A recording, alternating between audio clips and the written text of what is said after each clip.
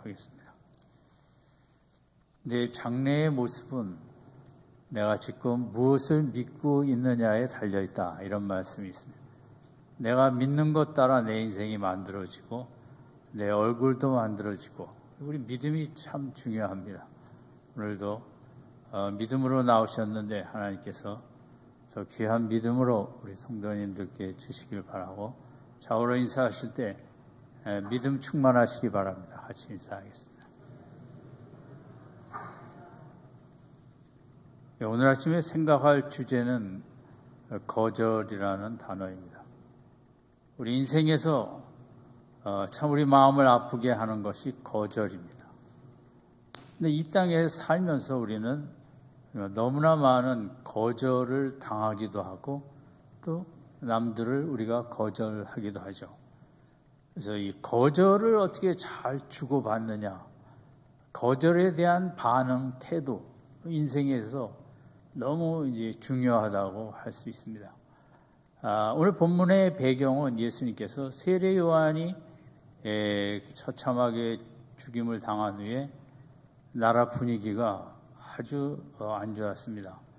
예수님은 갈릴리 쪽으로 가셨다가 이제 두로 시돈 지역으로 거기서 서북 방향이 되겠는데, 두로와 시돈은 구약에서 자주 나오는 것 아닙니까? 사르밧 과부도 있고, 우상이 거기 워낙 심한 것이라.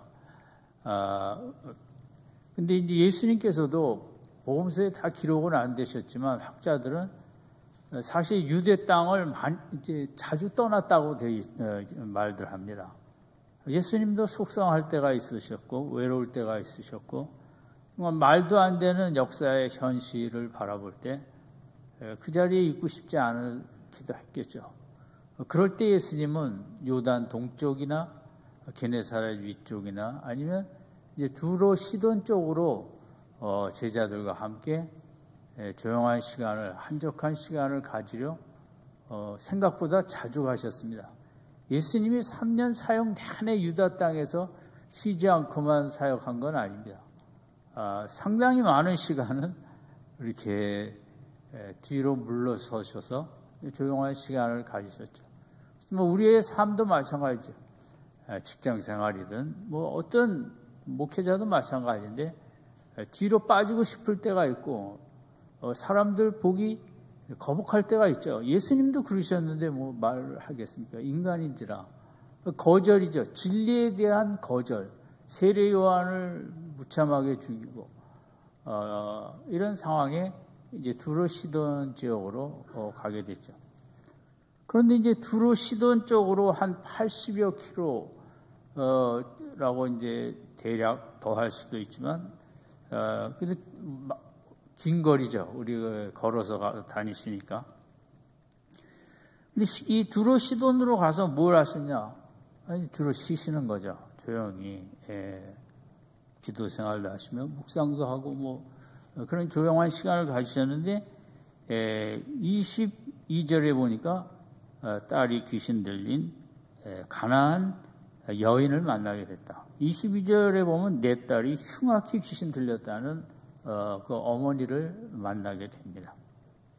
우리가 여기서 생각할 수 있는 것은 예수님의 두로 시돈으로 어떻게 보면 이제 리트릿 비슷하게 뒤로 물러나셔서 쉬러 가셨지만, 그 안에는 이 가나안 여인을 만나고자 하는 또 뚜렷한 목적이 계셨습니다. 믿음의 사람을 만나기를 원했던 거죠. 예수님이 두로 시돈 지방에 그 우상이 가득한 지역이지만 믿음의 사람이 있었습니다. 이 여인이었는데, 그래서 예수님은 본문을 통해서 우리가 생각할 수 있는 것은 믿음의 사람을 만나는 것을 즐거워하신다. 또 믿음의 사람을 찾아다니신다. 믿음의 사람을 만나서 더 믿음을 세워주기를 원하신다. 이것이 이제 이 스토리 전체 배경 속에서 생각할 수 있는 것입니다. 아무렇게나 움직이는, 그냥 쉬러 가는 것이 아니라 그 속에서도 예수님은 한 영혼이라도 더 구원을 하시는데, 이 여인에게는 어쨌든 깊은 믿음은 아니었지만 이제 믿음이 있었어요. 그래서 예수님은 참 믿음의 사람을 만나기를 좋아하시고, 그래서 오늘날도 마찬가지입니다. 오늘 아침에 여러분이 예수님을 믿음으로 찾아 나오셨는데 그 모습을 예수님도 얼마나 기뻐하시겠습니까? 저는 인생에 많은 곳을 가보지는 않은 것 같고, 뭐 드라마, 영화 이런저런 거 봤지만, 제가 볼 때 목회자라 그럴 수도 있지만 인생에서 가장 아름다운 장면은 믿음으로 사는 모습입니다. 또 환경과 형편과 질병과 이런저런 거로 상당히 힘든데 믿음으로 이겨내려고 하는 애쓰는 모습은 세상 그 어느 것보다도 감동스럽고 아름답고 감명이 깊죠. 그게 아마 목회자의 가장 간절한 소원이자 축복이라고도 생각을 합니다. 우리 이 땅을 살아가면서 아름다운 것을 많이 봐야 됩니다. 그래서 뭐 여행도 가고 갤러리도 가고 그러겠죠. 아름다움을 많이 본다는 것은 최고의 인생을 산다는 것인데, 그럼 그 아름다움이 무엇이 최고의 아름다움인가? 믿음으로 사는 모습보다 더 아름다운 모습은 없고, 믿음으로 여러분이 모든 것을 뒤로하고 주일 아침에 예배드리러 나오는 이 믿음의 모습보다 더 아름다운 모습은 없는 것입니다.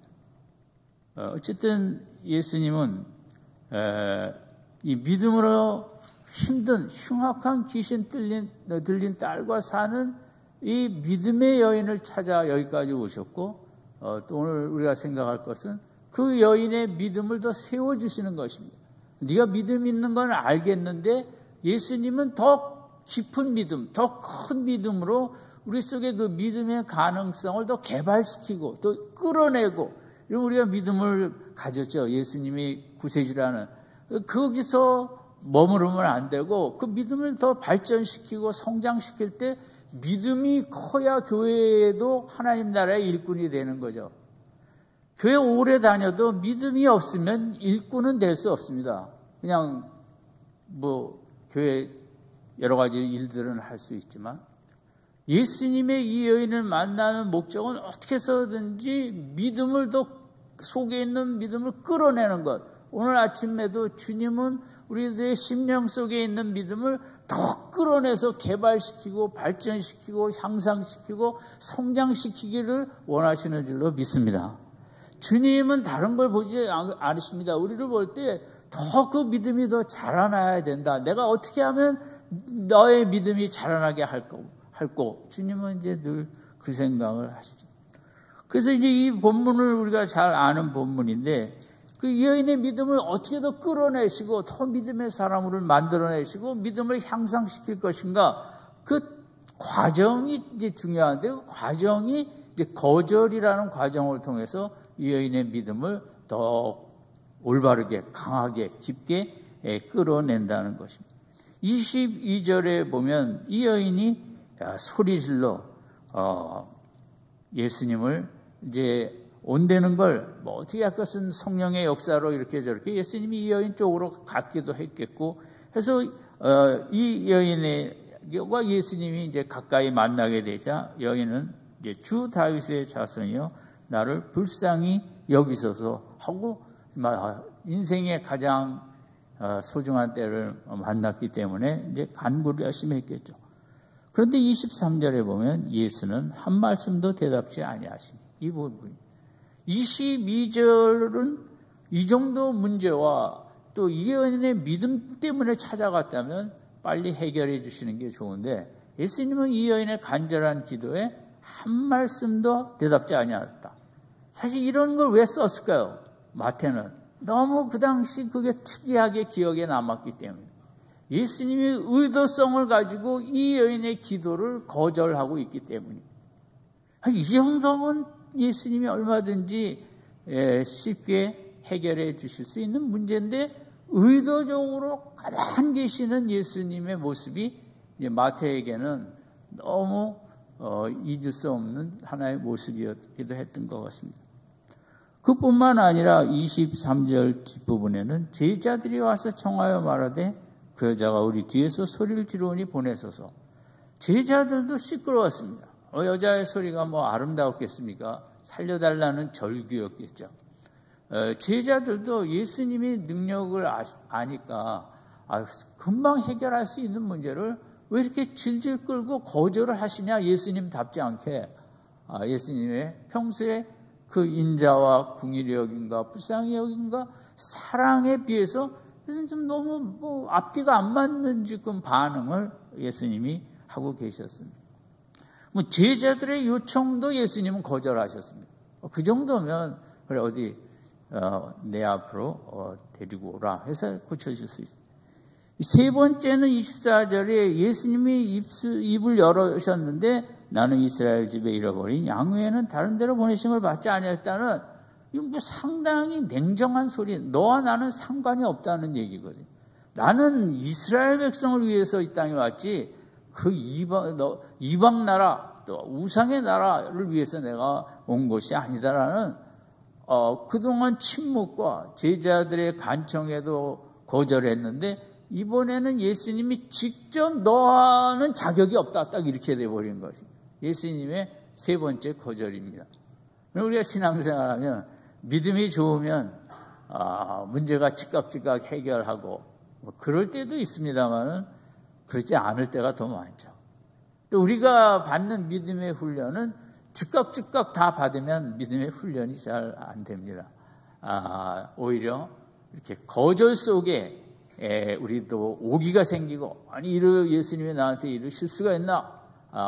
그런 믿음이 생긴다는 것은 어떻게 보면 그런 거절 속에 우리가 더 힘을 내서 믿음을 선택할 수가 있겠죠. 어쨌든 그것이 세 번째 거절이었고, 네 번째는 25절에 여자가 와서 절하고 도와달라고 그럴 때 25절은 자녀의 떡을 취하여 개들에게 던짐이 마땅치 않냐. 너무너무 자격이 없다. 그냥 집안에 키우는 애완용 개 같은 그런 이방인이 아니냐. 이거는 앞에 24절보다 더 큰 거절이죠. 인격적인 모욕까지 되는, 아무리면 사람을 개에다 비유를 했으니까 예수님으로서는 너무 좀 지나친, 우리가 말을 좀 심하게 하면 다 싫어하는데 예수님 말씀은 본문을 통해서 생각할 때 상당히 좀 상당히가 아니라 아주 부정적 반응을 이러실 분이 아닌데 왜 이렇게 네 번씩이나 거절을 하였을까? 이 여인의 믿음 때문에 찾아왔습니다. 그럼 그 믿음을 귀히 여기서 찾아왔으면 빨리 해결해 주는 게 맞는데 어찌 이렇게 거절을 하고 계신가? 이것이 여기서 우리도 마찬가지로 믿음 생활을 할 때 우리도 주님으로부터 거절을 많이 받기 때문에, 이러면 우리가 세상에서도 거절을 받을 때 속상한데 하나님으로부터도 거절을 받습니다. 신앙생활에는 다 예수만 있는 건 아니거든요. 그래서 우리 믿음 생활을 잘 한다는 것은 이제 거절을 받을 때, 주님이 나를 무시하는 것 같을 때, 외면하는 것 같을 때, 주님이 아무 얘기도 안 하고 주님이 기껏 하신 말씀은 내 속만 더 긁는 속상하게 하는 말씀을 들을 때, 주님이 나를 이렇게 섭섭하게 하고 주님이 나를 이렇게 실망시킬 때, 이런 때가 신앙생활에는 적지 않거든요.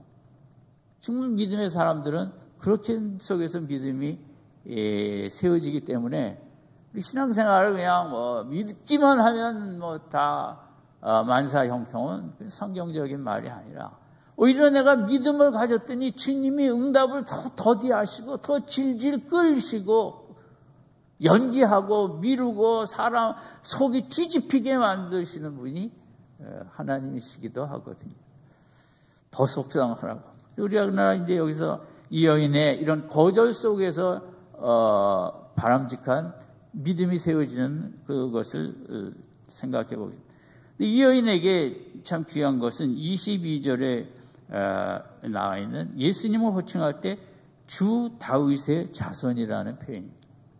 사실 예수님은 택한 백성의 땅에서 이적과 가르침을 많이 행하시므로 그 백성이 예수님이 주 다윗의 자손, 다윗의 자손은 메시아라는 뜻이거든요. 정말 예수님이 메시아임을 깨닫기를 원하고 그런 호칭으로 불러주기를 어떻게 보면 원하셨는데 택한 백성들은 하나도 그러지 않았습니다. 예수님을 뭐 미쳤다, 귀신 들렸다, 뭐 기껏해야 랍비요, 뭐 이 정도였지. 이 여인이 어떻게 이런 호칭을 부를 수 있었을까? 이 여인 나름대로의 귀한 믿음이라는 거죠. 예수님이 그렇게 사역을 하면서 유대 땅에서는 한 번도 제대로 들어보지 못한 그 귀한 영적인 타이틀을 이 여인의 입에서 나왔다는 거죠. 우리 사역도 마찬가지인데 선지자가 자기 집에서 대접을 못 받듯이 어쨌든 이 여인의 믿음이 어떻게 아마 딸 때문에 이런 믿음이 생겼겠죠. 너무 흉악한 귀신의 딸이 어렵다 보니 여기저기 해결책이 뭐 있을까? 아니 수소문도 했겠고 소문도 찾았겠고 그러다 보니 예수님이라는 분의 얘기를 들었겠고 자기 나름대로 뭐 우리가 아프면 여러 가지를 조사를 하지 않습니까? 가족이 아프면 그 뭐 인터넷과 뭐 다 찾아서 하듯이 이 여인도 흉악한 귀신 들린 딸 때문에 뭐 이런저런 다른 나라에서도 어떤 치료법이 있는가, 누가 능통한 의사인가 이런저런 걸 많이 찾은 가운데 예수님에 대해서도 추적을 했다고 생각을 합니다. 그래서 이 예수라는 분은 이 여인의 결론은 주 다윗의 자손. 그분이 주다 왕이시고 메시아다. 유대인도 이렇게 깊은 깨달음이 아니 제자들도 아직 이런 호칭이 잘 안 나올 때 이 여인의 입에서 이 호칭이 나옵니다. 예수님이 얼마나 기뻤을까. 여러분 우리가 예수님을 기쁘시게 해드리는 방법 중에 이름을 부르는 것과 예수는 주 하는 찬양도 있지만 예수님을 주님으로 부를 때 우리는 뭐 그냥 예수님이 주님이시니까 내가 주님으로 부르지만 하지만 그러나 하늘에 계신 예수님은 우리가 부르는 주라는 호칭을 기뻐하시는 거죠. 예수님하고 찾을 때 예수님 이름 부르는 것도 주님은 얼마나 기뻐하실까. 그럼 우리가 이름을 불러줄 때 또 나이가 들면 이름 불러주는 사람도 거의 없지 않습니까? 이름을 불러준다는 것이 참 얼마나 정겨웠고 참 좋은 일입니까? 예수님도 마찬가지. 하나님이 제일 좋아하는 우리가 부르는 호칭은 뭘까요? 아버지. 얼마나 하나님이 기뻐하실까. 그래, 나를 아버지로 알고 믿다니. 내 자녀로서의 자기를 깨달았다니. 너무 기쁜 거죠. 이 한 주간도 하나님 아버지, 예수는 주님 이런 호칭이 우리의 마음과 입술에서 끊이지 않기를 바랍니다. 그것이 주님을 기쁘시게 합니다. 우리가 뭐 주님을 기쁘시게 해드릴 게 별로 없어요. 우리의 행위가 뭐 그렇게 의로워서 주님을 기쁘시게 해드리겠어요. 그래도 호칭이라도 예수는 주, 예수는 왕, 예수는 나의 구세주 이런 타이틀 정말 주님이 듣기를 기뻐하시는 하나님 아버지 얼마나 좋을까요? 그러면 아이들이 뭐 나이가 들어가면 아버지라는 호칭도 잘 합니까? 안 하죠. 아빠라고 그러긴 하겠죠. 어쨌든 우리가 영적인 가족이기 때문에 호칭에 대해서 예수님이 얼마나 좋아하셨을까도 생각할 필요가 있죠. 두 번째는 예수님의 이 침묵 앞에 이 여인이 했던 반응은 한 말씀도 안 하는데 이 여인은 계속 부르짖은 거죠. 주 다윗의 자손이요 나를 불쌍히 여기소서. 이 여인의 믿음이 이제 우리에게 필요한 것은 이 여인의 본문에서 나온 그 간구가 간단하다는 것. 한번 따라합시다. 주 다윗의 자손이요 나를 불쌍히 여기소서. 그 말은 그 이스라엘 백성이 믿는 메시아 왕 그분은 인간을 불쌍히 여기신다는 거예요. 그 믿음이 중요하죠. 오늘 우리도 예수님은 나를 불쌍히 여기신다. 하나님은 나를 불쌍히 여기신다. 이 믿음이 너무 귀한 믿음이고 힘들고 어려울 때 속상하고 힘 빠지고 연약할 때 하나님은 나를 불쌍히 여기신다. 주 다윗의 자손이여 나를 불쌍히 여기소서. 이 여인의 믿음이거든요. 주님은 저분은 나를 꼭 이렇게 문제가 더 많기 때문에 그럴 수도 있지만 나를 불쌍히 여기신다. 하나님은 인간을 참 불쌍히 여기세요. 나를 불쌍히 여기셔서 구원하셨거든요. 이 한 주간 주여 나를 불쌍히 여기소서. 이 기도가 끊이지 않는 한 주간 되시길 바랍니다. 이 여인이 그런 속에 한 말씀도 대답하지 아니했지만 더 부르짖은 거죠. 여러분 주님은 더 이 여인을 답답하게 만든 거예요. 답답할 때 더 부르짖을 수도 있고 물론 안 부르짖을 수도 있지만 그 선택이겠지만 어쨌든 주님의 훈련은 답답하게 만드는 데 있어요. 이것도 저것도 안 되고 찾았는데 찾아왔는데 이렇게 만났는데도 안 도와주는 답답함. 여기서 이럴 수가 있냐? 하나님 너무하시다. 이런 속에 어떻게 보면 이제 우리의 믿음이 거기서 더 나오고 이 여인에게 그걸 바라는 거죠. 믿음이라는 것은 명사가 아니고 점잖은 게 아니라 믿음이라는 건 하나님께 대드는 것입니다. 하나님 이럴 수가 있겠습니까? 하나님 이렇게 이런 식으로 내 자녀를, 내 남편을, 내 아내를 이렇게 내버려 둘 수 있습니까? 믿음은 따지는 것이고, 믿음은 대드는 것이고, 믿음은 하나님과 씨름을 하자는 것이고, 믿음은 하나님과 싸우겠다는 거거든요. 이건 너무하시다고. 여러분 너무한 거 없는 인생이 어디 있겠습니까? 다 힘들고 이럴 수는 없고 하나님은 너무하시다고. 그걸 따지는 게 믿음이에요. 왜냐하면 다 믿음 따라 즉각 반응이 오지는 않고 응답은 안 되고 답답은 하고 그 어간 속에 내가 따지면서 달겨들 때 믿음이 커가고 성장하는 거거든요. 속상한 거 별로 없으시죠? 있으시죠? 이것도 아니고 저것도 아니고 그러면 믿음이 안 자라요. 속상한 게 있어야 돼요. 그리고 주님께 따질 게 있어야 돼요. 이런 식으로 하시면 안 된다고. 내 아이를 이런 식으로 내버려 두면 안 된다고. 내 부모인 나도 아무것도 할 수 없는데 하나님까지 이렇게 놔두시면 어떻게 하겠냐. 주님 따져야 되는 거예요. 내 자신에 대해서도 하나님 내가 교회를 오래 다녔는데 주님 어떻게 믿음이 요 정도밖에 안 되도록 내버려 두셨냐고. 나를 좀 더 치시든지 때리시든지 좀 나를 깨어있게 하셔야지. 맨날 교회만 왔다 갔다 몇십 년 하고 태어나서부터 모태신앙, 제일 나쁜 모태신앙. 교회만 왔다 갔다 하다가 늙어집니다. 왜 이런 식으로 놔두시냐고. 좀 나도 믿음의 사람으로 만들어 달라고. 아멘. 따지시기 바랍니다. 그래야 주님이 매도 때리든 채찍을 하든 어디 아프든 다리를 부러뜨리든 돼야 거기서 하나님께 대들 거 아니에요. 가만히 있으니까 이것도 아니고 저것도 아니고. 세 번째는 예수님의 그 잃어버린 양 외에는 내가 보냄을 받지 않았다. 정말 좀 너무 어떻게 보면 편협하고 치사한 발언이라고도 할 수 있습니다. 그러나 이 여인의 반응은 25절 같이 읽습니다. 시작. 여자가 와서 예수께 절하여 가로되 24절 반응 앞에 우린 돌아설 수 있습니다. 이야 웃기네. 저 양반 그렇게 대단한 양반이라더니 기가 안 되는 말이 나는 같은 나라 백성 아니라고 가라 그러네. 그럴 수 있지만 25절 이 여인은 와서 절했다. 예배드렸다는 뜻도 되고 엎드려졌다는 거죠. 아니 오히려 더 예수님 앞으로 와서 자기 몸을 내던진 거죠. 그럼 이제 거절이라는 것에 세 가지 반응이 있을 수 있는데 현대인의 첫 번째는 감정적 반응입니다. 세상에는 요즘은 이 화나는 시대에 거절을 많이 당하면 분노가 나갖고 감정적 반응으로 죽이기도 하고 때리기도 하고 별별 폭행 사건이 다 일어나는 것은 거절에 대해서 감정적으로 반응하는 거거든요. 우리가 우리 자녀들을 어려서부터 이제 그 바운다리를 명확히 해갖고 노를 자꾸 해서 거절을 당할 때 어떻게 하는지 어려서부터 잘 키우지 않으면 거기에 반응을 제대로 안 하고 자라나면 감정적 반응으로 인생을 참 어렵게 될 수가 있는 거거든요. 요즘 제가 본 아이들 중에 3, 4살 아이들도 미국 애들이 좀 그런 애들이 많아요. 엄마가 노 하면 절대 더 이상 안 가요. 우리나라는 노를 10번 해도 안 돼요. 저희 집 손녀도. 아니 그건 교육 차이인데 너무 신기해요. 그렇게 가르쳤거든요. 거절을 하면 그걸 받아들일 수 있는.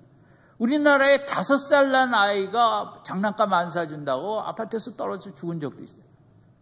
엄마의 거절에 대한 반응을 제가 볼 때는 이렇게 어려서부터 잘 안 되면 이런 식입니다. 어른이 돼도 사회에 나가도 직장 생활을 해도 뭐든 교회 생활도 좀 거절을 당하면 감정적으로 그것을 견뎌내지 못해. 우리가 돈 잘 벌고 학교 좋은 데 가고 공부 잘하고 이런 건 어떻게 보면 이 시대는 뒷자리로 가는 거죠. 그런 거절할 앞에 감정적 반응을 다스릴 줄 모르면 살아가기가 힘들어요. 두 번째는 이성적 반응이 있습니다. 그래서 좀 잘 문제점을 찾아보고 내가 왜 거절을 당했을까? 내가 앞으로 뭘 준비할까? 상당히 좋은 거죠. 거절을 당했을 때 두 번째 반응은 이성적 반응. 세 번째는 영적인 반응이죠. 하나님께서 왜 안 주실까? 내가 고쳐야 될 건 무엇일까? 내가 뭐 어떻게 할까? 이 영적인 반응은 조용한 가운데 이제 하나님과 이 거절을 연결시키면서 두 사람이 나한테 이렇게 섭섭하게 하는데 하나님 내가 무엇을 깨닫기를 원하시나? 영적인 반응이 이제 우리가 교회 다니는 좋은 거죠. 사실 이런 것은 학교에서 배워주지도 않고 학원에서도 배워주지도 않고 어떻게 보면 우리 교회에서 우리들이 잘 배워야 어린 아이들도 마찬가지죠. 세 가지 반응의 첫 번째는 뭐죠? 감정. 두 번째는, 세 번째는 그거 외운다고 절대 손해보지 않습니다. 그 입술로 한번 얘기하는데 막 그렇게 비싸게 굴 필요가 없습니다. 이 여인이 24절 앞에 25절 그래 잘났다 그러면서 뭐 돌이라도 던지고 할 수 있죠. 더럽다 하고. 그러나 여인은 더 예수님 앞에 엎드려졌다는 거죠. 그리고 나를 도우소서. 오늘 본문에서 배우는 기도가 두 개인데 하나는 나를 불쌍히 여기소서. 또 하나는 나를 도우소서. 인간이 할 수 있는 최고의 기도는 이 두 가지입니다. 나를 불쌍히 여기소서, 나를 도우소서. 복창합니다. 시작. 나를 불쌍히 여기소서, 나를 도우소서. 여러분 뭐 거창한 기도 하려고 하지도 마세요. 뭐 기도에 뭘 할까 하지도 마세요. 그저 있는 데서 나에게 도움이 필요한 거, 내가 딱한 거야. 주님 아십니다. 두 가지만 기도하면 됩니다. 나를 불쌍히 여기소서, 나를 도우소서. 이 한 주간 그저 나를 불쌍히 여기소서, 나를 도우소서가 끊이지 않는 그 기도가, 진짜 기도가 한 주간을 끌고 가는 축복이 있기를 바랍니다. 이 여인의 그 25절의 기도 중에 주여 누구를 도우소서? 나를 도우소서. 왜 딸을 도와야지 나를 도와줄까? 얼마나 내가 힘든지. 딸도 힘들겠죠. 여기는 이런 단어 속에서 우리가 눈물이 나는 게 맞는 거죠. 이 여인의 그런 큰 아픔의 세월, 고통의 세월, 딸을 위해서 왔지만 정말 그 딸 때문에 고생한 나, 주여 이 여애미를 저 흉악한 귀신 딸린 애미 나를 좀 도와주셔야겠다고. 이러면 고쳐달라는 것보다 이 말이 더 강력한 거죠. 예수님의 마음을 움직이는데. 그러나 예수님은 또 거절을 했어요. 26절에 자네의 떡을 개들에게 안 준다. 이건 또 뭐 갑자기 좀 너무 상황에 찬물 끼얹는 이런 반응을 하죠. 27절 같이 읽죠. 시작. 주여 여자가 가로되 주여 올소이다. 많은 제자 개들도 제 주인의 상에서 떨어지는 부스러기를 먹는. 이 여인은 어쨌든 믿음이 있어요. 그리고 예수님은 해결한다는 그 확신이 있어요. 그게 중요한 거예요. 이 여인에게 뭐 올바른 믿음, 뭐 신학을 배운 믿음, 뭐 성경을 공부한 적은 없지만 이 메시아, 이스라엘의 메시아는 불쌍히 여기시는 분이다. 아까 말한 것처럼 그 확신이 있었어요.